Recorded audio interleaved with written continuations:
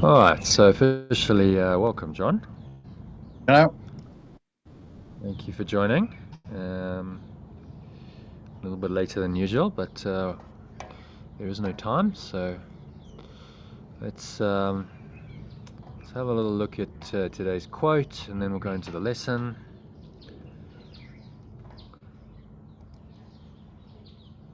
So I'm just going to share my screen. Let's just do.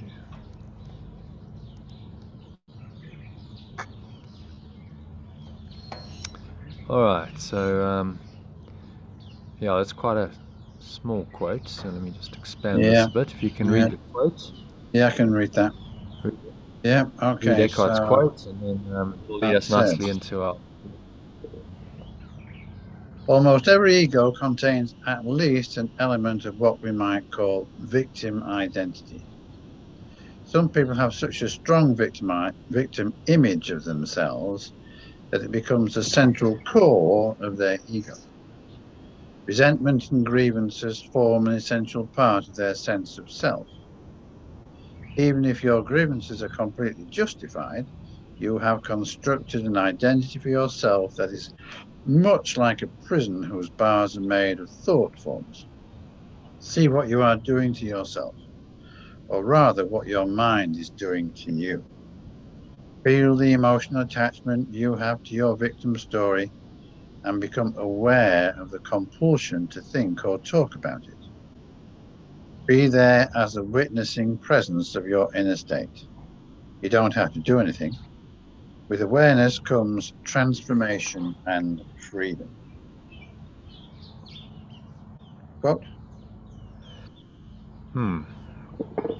So, any thoughts on that? Well, actually, I mean, I know several people that kind of would fall into this category, including myself at times. I think Hmm. it is a huge dis-ease, actually. Hmm. Thought was going through Yeah. my head. So. Hmm. Thought So was going. much. I was just thinking that. Oh, maybe that's the pattern of thinking that attracts cancer, but I don't think it is actually. I think it might do or it might not. Uh, Yeah. Well, any negative state, cancer typically is associated with anger, but so a victim is going to have a good degree of anger because they're going to feel like they're unfairly treated, and yes, yes, so resentment and anger often go with the state. And what Eckhart's saying is it's an obsessive compulsive pattern of thoughts and behavior that your ego puts you in. Remember our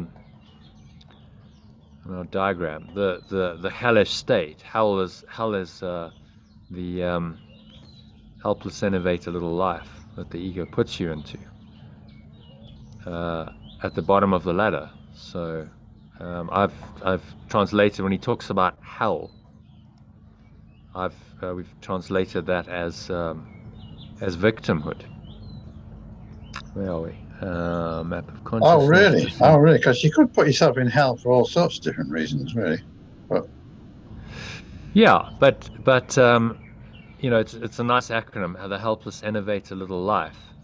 And if you've got any kind of negative thoughts and emotion going on, you do believe you're a victim of the world. That's your identity. yeah, Actually, if you're holding a grievance, you believe you're a victim. If you're fearful of the future, you believe you're a victim of a world outside. So it's kind of the ego's default identity that it tries to get you to accept and believe in this world, and happens to be nice acronym: helpless, innovated, little life, um, which entails limitation, lack, loneliness, suffering, and death. And this is what the ego believes for us. Uh, and Eckhart's pointing out here that the start of the transformation is awareness. Without awareness, yeah, you just yeah. keep playing the pattern. So awareness takes you. It's the start of this pure formless awareness. arising again in your mind. And then from that awareness comes a reinterpretation. Just awareness does do half of the job. It doesn't do the full job. So I would say, what he's saying here, that you don't have to do anything. Jesus is saying, no, you consciously make the choice to let go of it. So once you're aware of it, you go, okay, yeah, I'm aware of the thought, the emotion, the pattern. In the awareness, there is a degree of freedom from it, isn't there? Because you're not it then. There's the awareness of it, obviously, is not it. So that's the start. But the finishing the job is then saying, okay, I'm going to release this. And so you use a mind training exercise like today's to do that, and the breath, to actually say, yeah, I'm gonna let go of the thoughts and the emotion and just drop it and come into that state where I'm no longer thinking and feeling about this grievance, if it's a grievance, and I'm just in this state of awareness. And so the letting go is an important step in it, because it's a conscious choice to say, yeah, and in the conscious choice of it, you're really making the choice for another reality. See, that's what the miracle does. It's a correction of your mind, and then you're making a choice whenever you do that for the transcendent reality of heaven, kingdom of heaven, because you're saying, no, this isn't true. So that's why letting go is the way we learn this thought system, because every time we let go, it's an affirmation. The first time I came across the concept of letting go in this sense, I kind of imagined it as being a one-off thing, but experientially, it's much more. It's a process. It goes over time, actually. I can think of issues that I wanted to let go of, a year ago, and I feel now that they're not as dominant, they're not as strong, they're not coming into my mind and interfering with my day, but they're still not completely gone. They could be triggered, if in a difficult situation. I feel so the letting go is a process rather than a one-off event. Absolutely,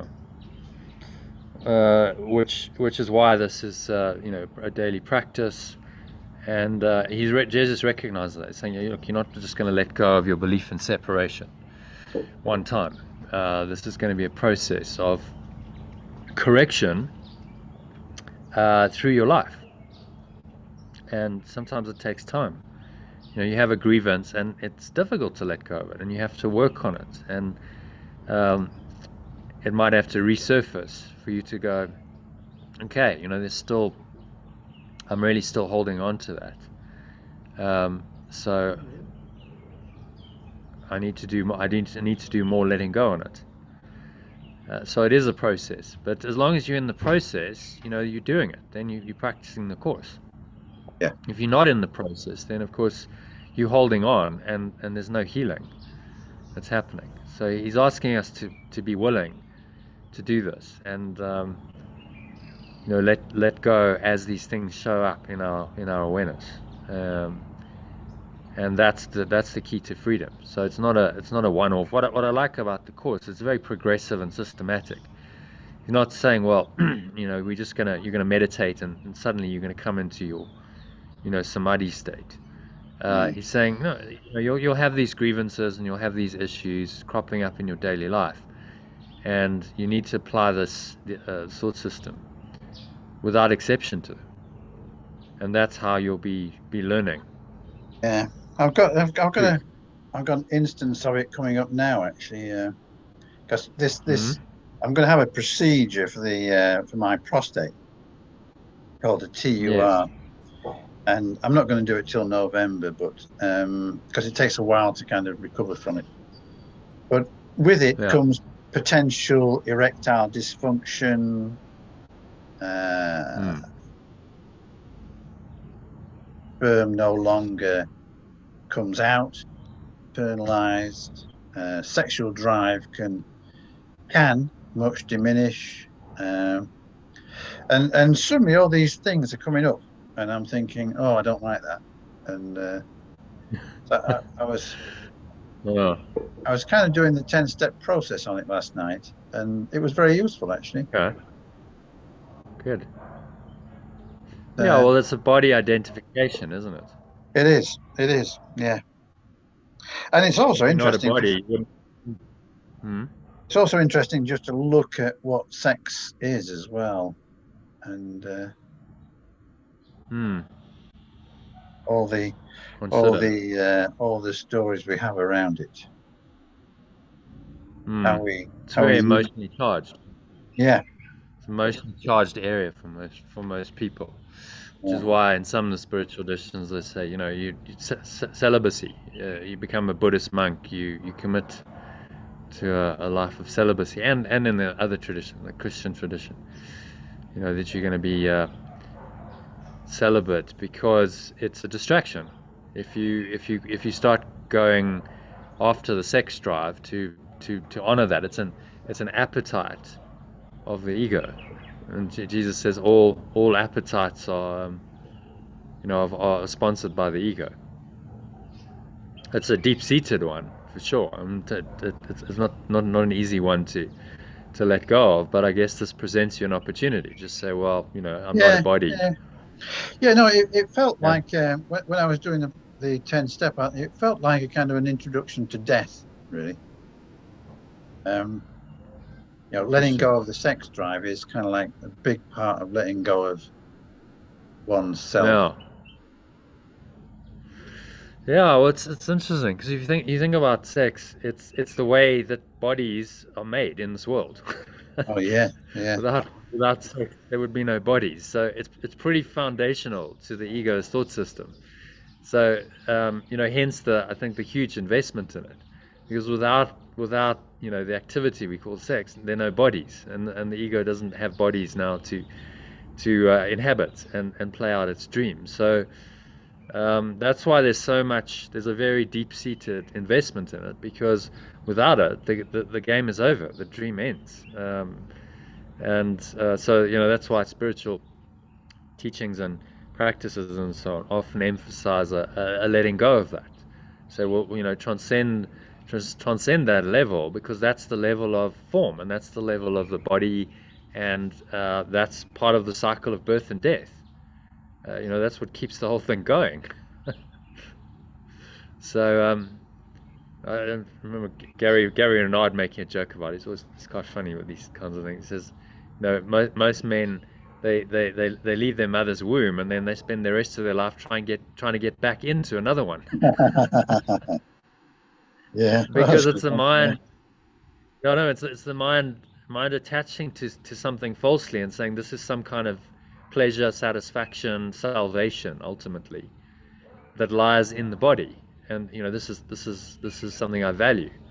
And of course that's a distraction from the truth, which is that all you really want is within you. You certainly don't need another body for that, and to copulate with another body to attain that at all. It's a pure formless awareness that's beyond body and form and and any of that. So most of these more kind of deeper traditions tend to kind of shy away from sex. There's some that talk about like Tantra. They talk about using it as a pathway to God, which is interesting. I think you can. Well, I've had experiences where you can go into a state of pure formless awareness, after the act, which is quite amazing. So then in those instances, I was like, it's not really about the orgasm. It's actually the most amazing thing about the experience was going into that awareness Yeah. together. Just, you merge, and for however many minutes, there's nothing. You're just in pure formless awareness. I've had that experience. So it can do that. But generally, most people don't use it that way, do they? It's generally about, very self-invested. So if you think about, how marketing is done, it's like it's all about you. You identify with yourself as a body, and I'm attractive to another body, so that gives me a sense of identity. I mean, it's a trillion-dollar industry. People sell all kinds of crap based on sex, don't they? To say, well, if you're a more attractive body, this is going to give you some kind of identity, and people literally buy into it every day by buying whatever, fashion, clothes, makeup, perfumes, all of this kind of stuff, cosmetic surgery. It's all related to the sex drive and the idea that you're a body. So it's good. It's coming up, and you got an opportunity just to say, okay, well, like I'm not a body, and we're actually coming into that quite soon. I think I'm not a body, I'm free. When is that? Oh, Maybe yes, it's I like still, that one. it's Yeah. still about 100 lessons away, but we'll get there. I'm not a body, I'm free. So around the time, you're coming into operation, actually, that'll be useful. I'm not a body, I'm free. I'm still as God or love created me, is worth remembering in always. I mean, if you think of any grievance, any victim identity, you're really defining yourself as a body. Your identity is a separate one, and you attach to the body as your identity.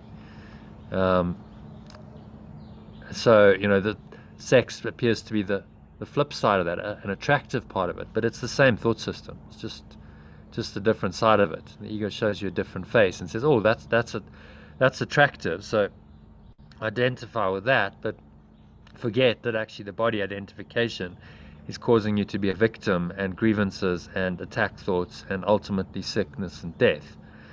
Forget that part, when there's something seemingly attractive about it. So just applying it, applying without exception really is the key. And if it comes up, as it has for you in your situation, then that's great. It's an opportunity to do that. Okay, so that leads us quite nicely into our lesson, I think. So we should have a little read of that. Yes, indeed, yeah. So I am entitled. Yeah. I am entitled to miracles, corrections. Let miracles, corrections replace all grievances. Yeah. So let's go to the first one. If you want to read paragraph 1. I am entitled to miracles.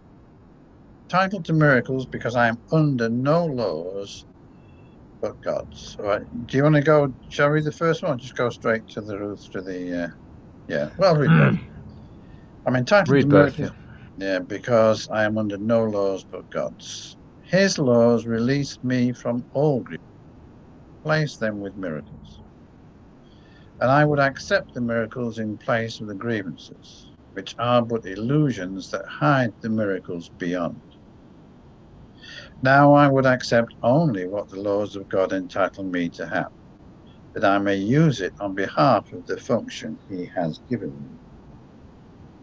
Alternatively, I am entitled to corrections. I'm entitled to corrections because I am under no laws but perfect loves. Its laws release me from all grievances and replace them with corrections. And I would accept the corrections in place of the grievances, which are but illusions that hide the corrections beyond. Now I would accept only what the laws of pure formless awareness of perfect love entitle me to have, so that I may use these gifts on behalf of the function it has given me. Okay. So any thoughts on that?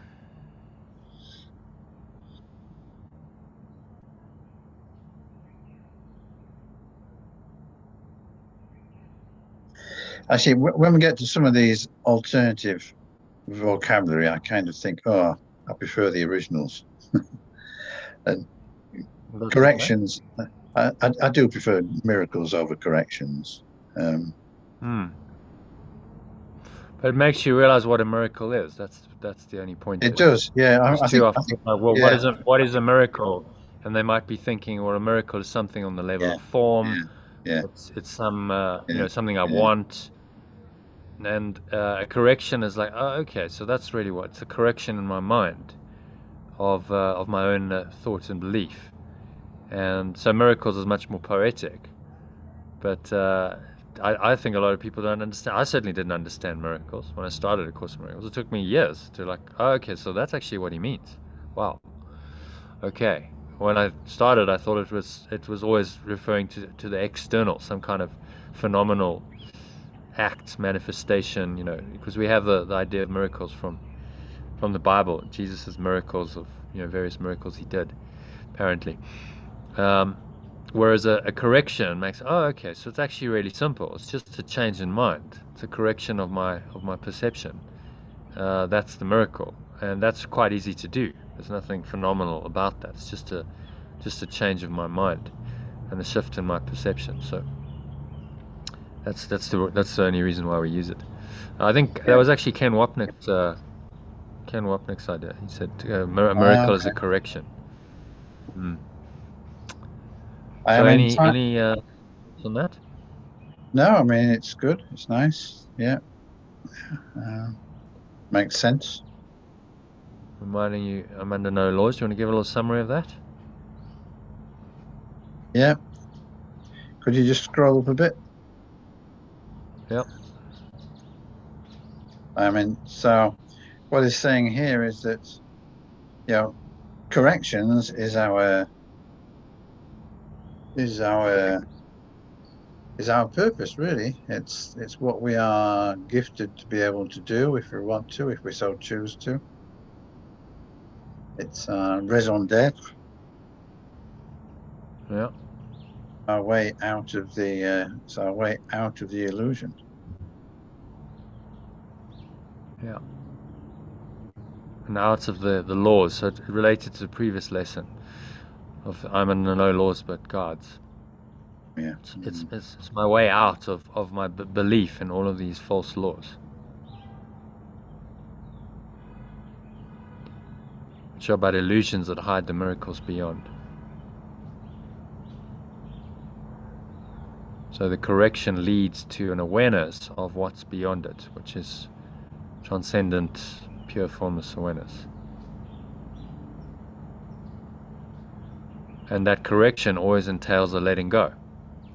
So it's actually really, really simple. It uses different language, miracles and forgiveness and, hide the miracles beyond. But it's when you let go of the grievances, then you reveal the underlying awareness. And that process of letting go is the miracle or the correction. Yeah, it's good. Okay, and then specific forms. If you want to read Might the use original, and these then suggestions.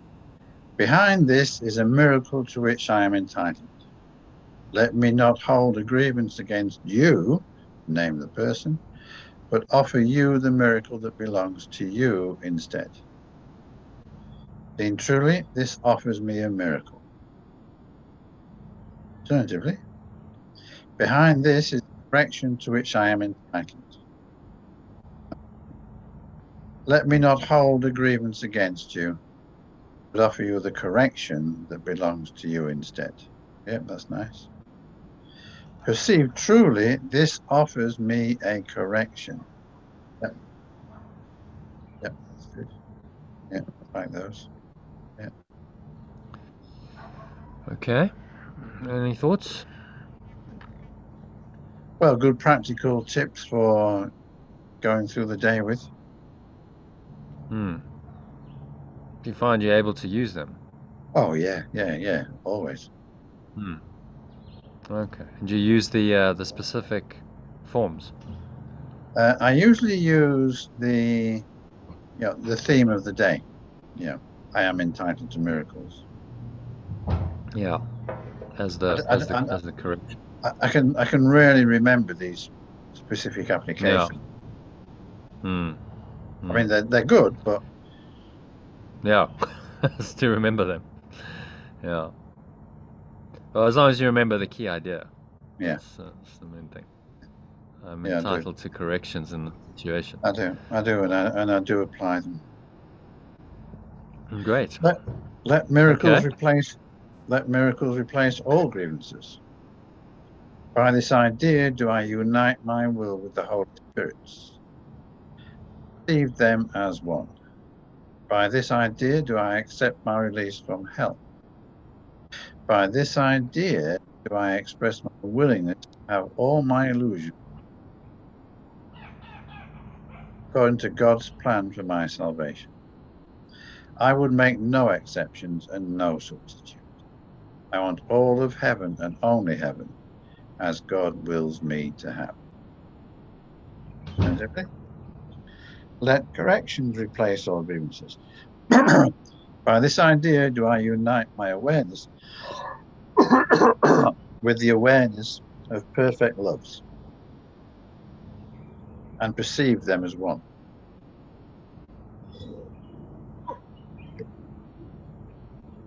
By this idea, do I unite with my awareness as the awareness of perfect loves and perceive them as one. By this idea, do I accept my release from hell. By this idea, do I express my willingness to have all my illusions be replaced with truth, according to perfect love's plan for my salvation. I would make no exceptions and no substitutes. I want to experience fully the state of pure formless awareness, and only this state, as perfect love wills me to have. Yes, I think the translation Okay. definitely helped there. Mm-hmm. So this is a all or nothing pitch. Do the whole thing. Let correction replace all grievances. Hmm. Yeah. Whatever it is, because what a grievance does is it blocks your pure formless awareness. It's very obvious when you translate as God as a state of pure formless awareness, heaven a state of pure formless awareness. Any grievance blocks that state. You're Yeah, not in that state. You're in another state. So it's completely obvious that a grievance is then denying God. If you just observe, what's happening within you uh, as a state of mind. So I think that's the use of the you translate it into this language that talks about the state of mind, the state of pure formless awareness for heaven. Then it makes complete sense. Yeah, of course, if I hold a grievance, I'm not in that state, and I'm actually denying that state, and I'm attacking that state. This is what I'm doing. So the grievance is attacking myself. I'm attacking my own pure formless awareness, my own, and my happiness and my peace lies there. So why would I want the grievance then, if that's what it's doing? And he's just reminding us of that. So let corrections replace all grievances, and then the specific. So do you want to give a little summary of that? yeah. I think it's saying. I like the first sentence here. So, I unite my awareness with the awareness of perfect loves, because that's what it's Yeah, about, really. It's about yeah, when we constantly look for the correction, we are reuniting with through the Holy Spirit with yeah, perfect. yeah. Which is the awareness. So I think here the translations work quite well. Yeah, My will with the Holy Spirit, my awareness with the awareness of perfect loves, makes yes, okay. My awareness is the awareness of perfect loves. Okay, yeah. When those two are one, and I'm in that awareness, then the ego is not there. It's been let go of. So that's what letting go of a grievance does to my awareness. So it becomes very, very practical in terms of your state of mind when you understand it. There's nothing, conceptual, theoretical. It's not highfalutin. It's not theological. It's a very practical.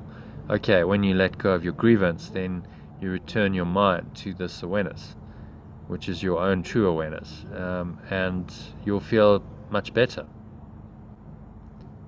Happiness and peace come in that state of mind of pure formless awareness.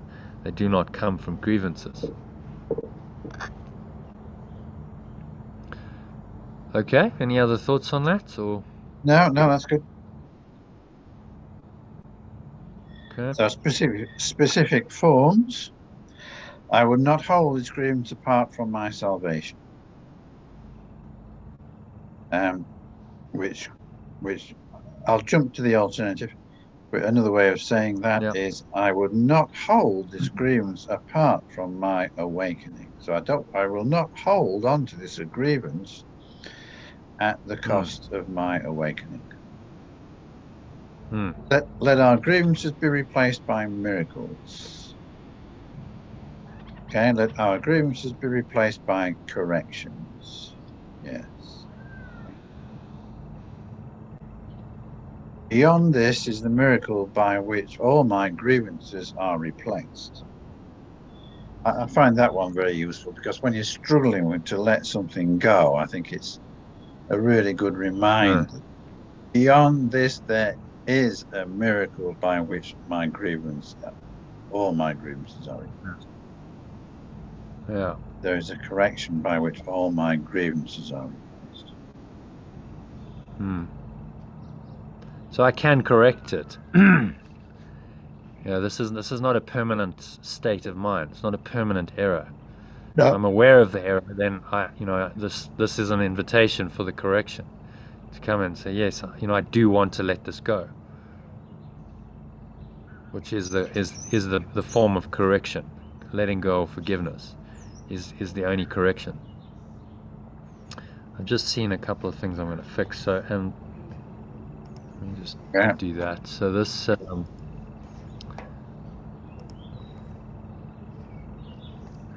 This we can translate as, where are we? 2 laws of, I'm just going to take this out because that's a bit clumsy. The laws of pure formless awareness of perfect love. It's the laws of perfect love. Title me to have, and then he talks about hell here in the second one. Released by this idea to accept my release from hell. So we'll make that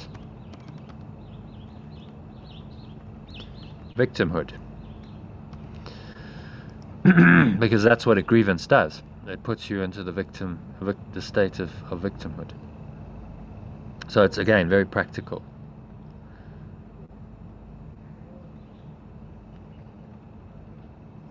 And then just need to make those placed by correction. So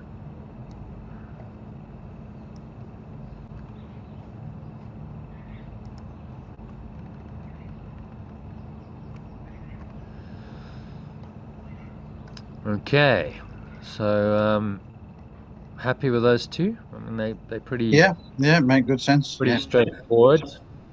He's just saying to us, these simple statements are there as affirmations, or to remind us.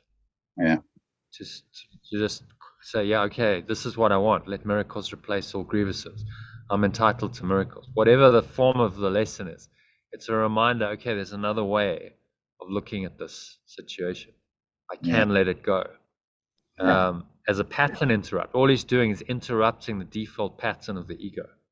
So instead of going into the grievance, you have a counter idea, which is, no, let miracles replace all grievances. And so let this go.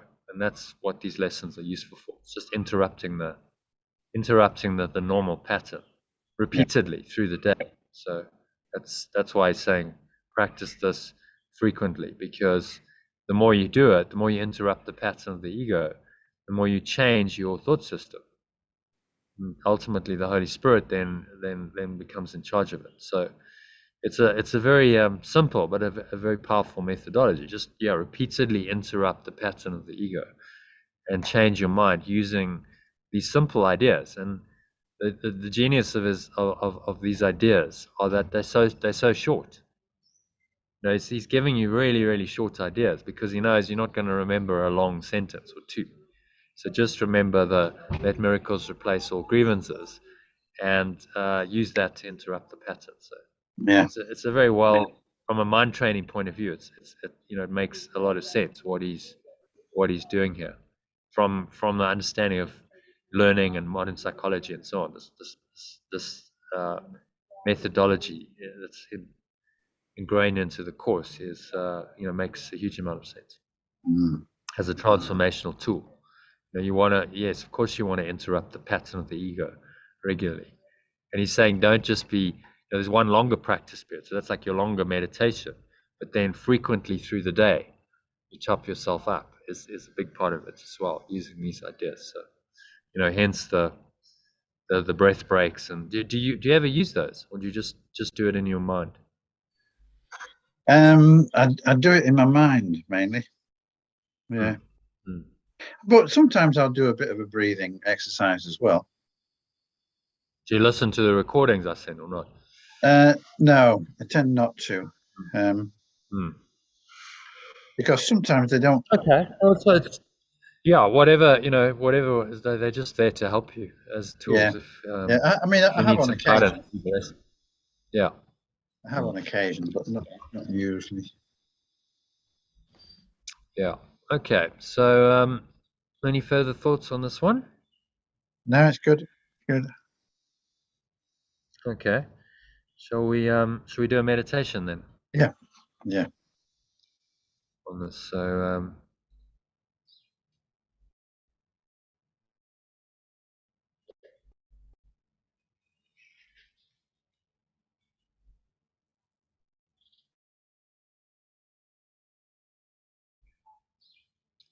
sitting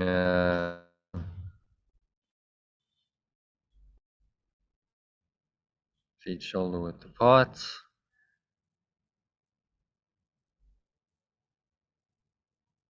Back straight. Cup your hands in.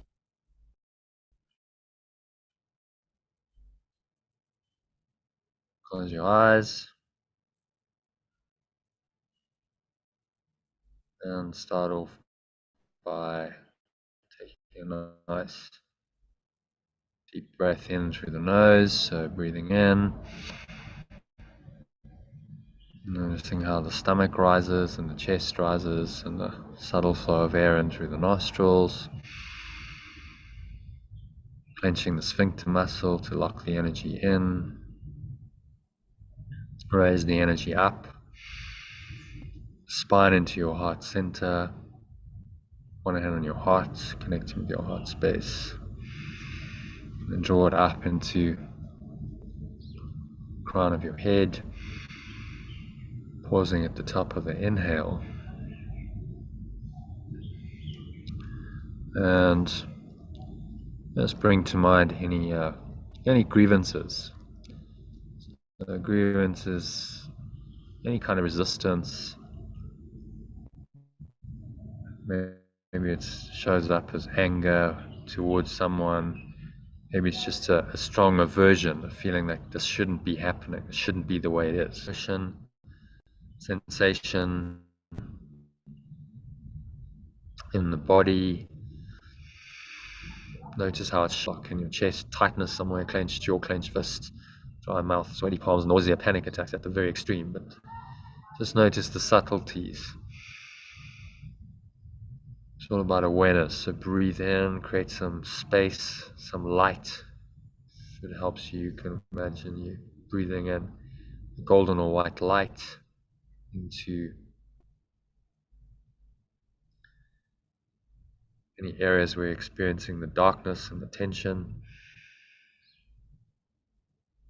Just feeling the light coming in, awakening you to the truth that there is this pure formless awareness beyond the grievance. So remind yourself, I am entitled to miracles, or I'm entitled to corrections, because I'm under no laws but God's or perfect loves. Its laws release me from all grievances and replace them with miracles or corrections. And I would accept the corrections in place of the grievances, which are but illusions that hide the corrections beyond, the miracles beyond. Now I would accept only what the laws of perfect love or God entitle me to have, so that I may use these gifts on behalf of the function it has given me. So breathe in again just to top yourself up. Feel like there's awareness coming in. As soon as you have awareness, you're aware of your inner state, you're starting to transform the grievance into a miracle. As Eckhart Tolle says, just with awareness of thoughts and emotions comes a state of inner freedom. So bring whatever situation you have a grievance about to mind and say, behind this, here's a miracle to which I'm entitled. Behind this is a correction to which I'm entitled. And let me not hold a grievance against you and then name it.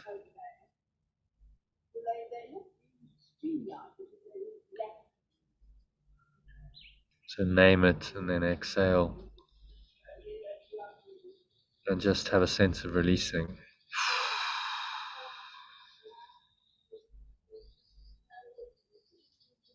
Just letting go of the grievance, the dark thought, the emotion, blowing it all away with the breeze of your breath to the nothingness that it really is. Pull the lower stomach into the spine. Expel the last remaining air out. Say to yourself, perceived truly, this offers me a correction or a miracle. And you just rest in experience of that miracle. State of pure formless awareness. State of light, free peace. Notice that. This is the benefit of letting go. This is the true miracle is love. Experience of this love, unconditional love, pure formless awareness. So breathe in again. Nice deep breath in through the nose, blowing the stomach up like a balloon, clenching the sphincter muscle to lock the energy in, like you're drawing this warm wave of energy up the spine into your heart center. Draw it up to your upper chest and your upper back, up into the crown of your head, pausing at the top of the inhale. Smile. And just say, let miracles or corrections replace all grievances. Again, look at any grievance about anyone or anything. Notice the thoughts, the emotions, sensations in the body. Breathe into it. Breathe some light, some spacious awareness in to that area of your body. And say, by this idea, let miracles or corrections replace all grievances. I unite my awareness with the awareness of perfect loves and perceive them as one.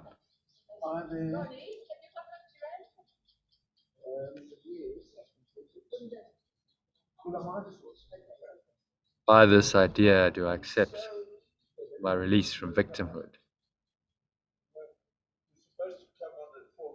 By this idea do I express my willingness to have all my illusions be replaced with truth, according to perfect love's plan for my salvation.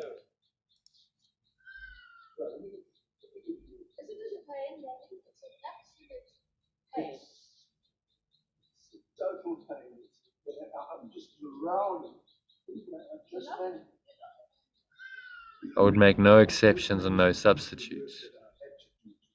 I want to experience fully the state of pure formless awareness, and only this state, as perfect love wills me to have. So remind yourself that I would not hold this grievance apart from my awakening. So let our grievances be replaced by corrections or miracles, and then name the person. Beyond this is the correction by which all my grievances are replaced. And then exhale and just have a sense of letting go of all these grievances. You do not want them. So just mentally, emotionally drop them. Imagine you blowing the grievance out like a dark smoke out of your mouth. It's leaving you to the nothingness that it really is. To reveal the pure formless awareness of perfect love beyond the grievance. The blue sky of your true awareness.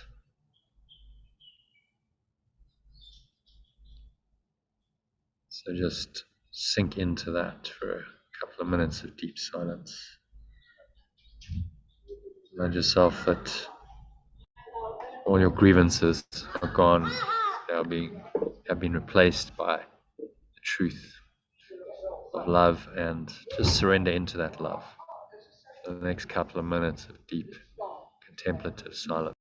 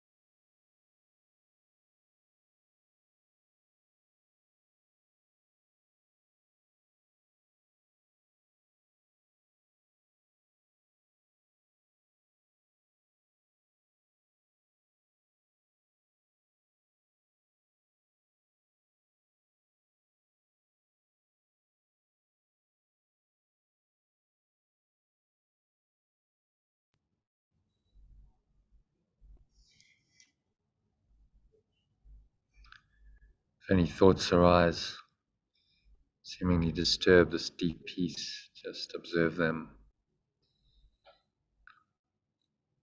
Any of those thoughts that are disturbing your pure formless awareness of perfect love is any thoughts are a grievance. So just remind yourself that do not want the grievances. Say to yourself, let miracles, corrections replace all grievances. I'm entitled to these miracles or corrections. So you exhale and just blow them away. Blow that grievance away like a dark cloud. There's no power to obscure the blue sky of your true awareness. So release it, let it go, and turn your mind into this awareness, this pure formless awareness,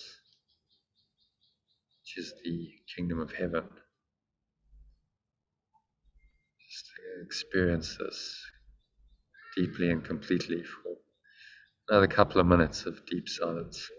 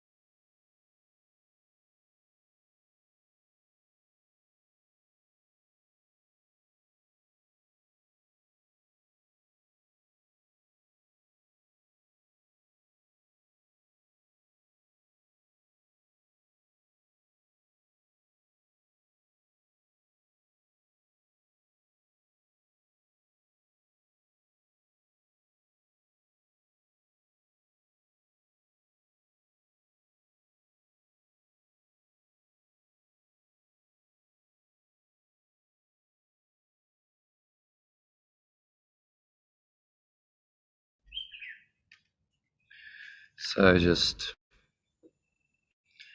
gently coming back with this deep state into an awareness of the body and the breath and the senses and the world.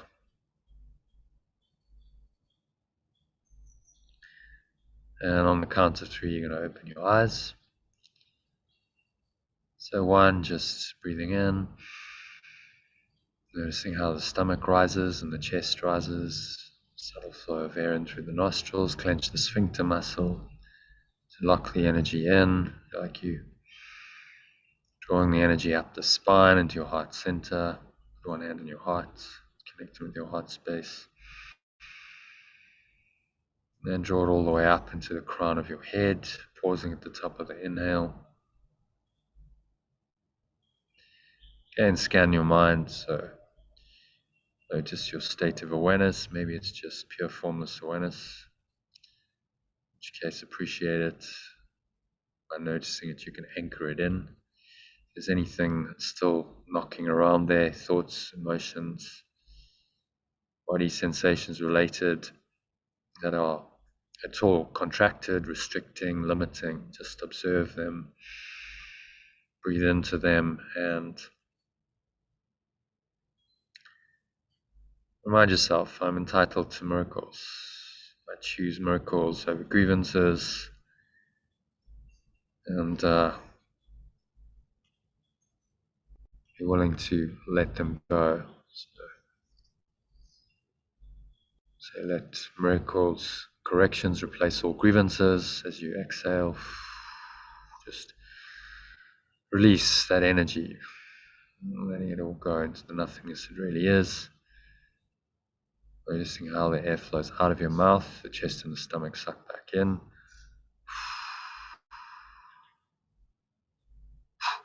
Pull the low stomach into the spine, expel the last remaining air out, and just rest in peace and stillness. The bottom of the exhale. So on the count of 2, notice the weight of your body pressing down into the chair, your feet touching the ground. Notice what else you're feeling with your hands. Maybe there's a subtle flow of air on your skin. Breathing that area, noticing any smell in your nose. Maybe there's a subtle taste in your mouth. And noticing what you're hearing, surrounding environments. Just noticing all these things from this very still, calm, and surrendered state.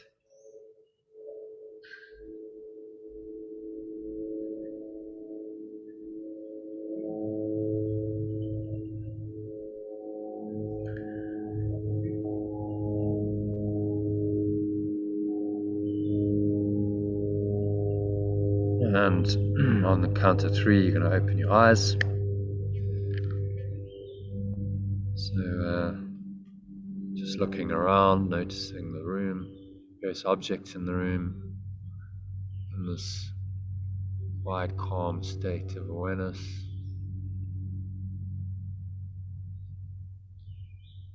Notice that it doesn't matter what you're looking at with your body's eyes. This awareness is the same. It's not influenced by what you're perceiving. So you're connecting with your true awareness, pure formless awareness that is beyond perception. This is what the miracle reveals to you. And so stay rooted in the state for the rest of the afternoon and on into the evening. To help you do that, top yourself up with this lesson. Just remind yourself frequently through the day that we're in the second part of the day, so use the second lesson, which is let miracles or corrections replace all grievances. It only needs to take a few seconds, or you can listen to one of the breath breaks that I've sent you for practicing the second lesson. There's a 4-minute one and a 7-minute one. So that brings us to the end of the meditation and of this afternoon session. So thank you, John. Yeah, thank you, Jonah. for joining. So let me just stop the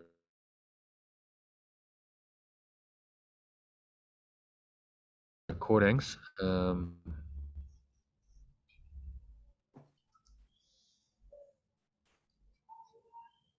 then we can have a quick chat. Tonight,